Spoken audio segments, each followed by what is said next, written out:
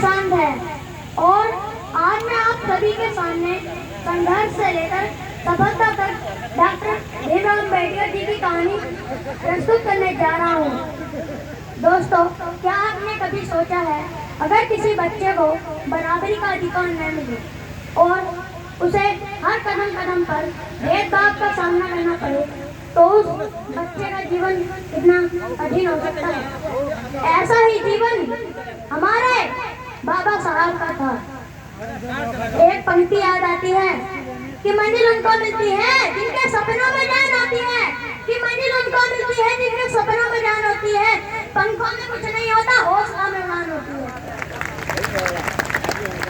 दोस्तों, बाबा साहब का जन्म एक साधारण परिवार में हुआ था, लेकिन उन्हें बचपन से ही बहुत कठिनाइयों का सामना करना पड़ा। फिर भी उन्होंने हार नहीं मानी। मैं आपको उनके कुछ प्रेरणादायक प्रसंग बताना चाहता हूँ। पहला प्रसंग, पढ़ाई और जुनून। जब बाबा साहब पढ़ाई करने के लिए विदेश गए तब उनके पास ज्यादा कोई पैसे नहीं थे। फिर भी वो लाइब्रेरी में बैठकर घंटा पढ़ाई करते, क्योंकि उन्हें पता था कि शिक्षा वह ताकत है जो जीवन बदल सकती है।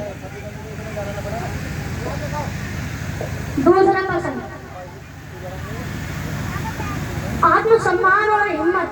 एक बार बाबा साहब को नौकरी में भी भेदभाव का सामना करना पड़ा, फिर भी उन्होंने हार नहीं मानी और अपने आत्मसम्मान को ऊपर रखा और अन्याय के खिलाफ आवाज उठाई।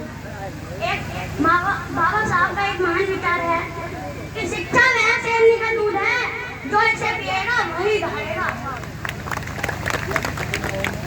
तीसरा प्रसंग,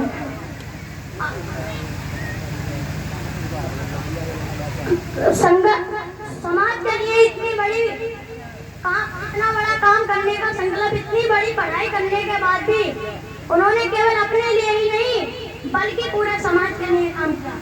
उन्होंने भारत का संविधान बनाया और सब लोगों को बराबरी का अधिकार दिया।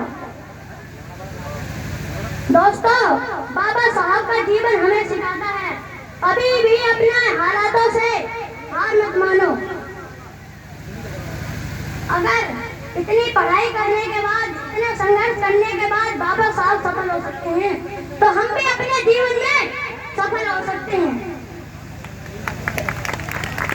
संगठित रहो और संघर्ष करो और शिक्षित बनो। धन्यवाद। जय भीम।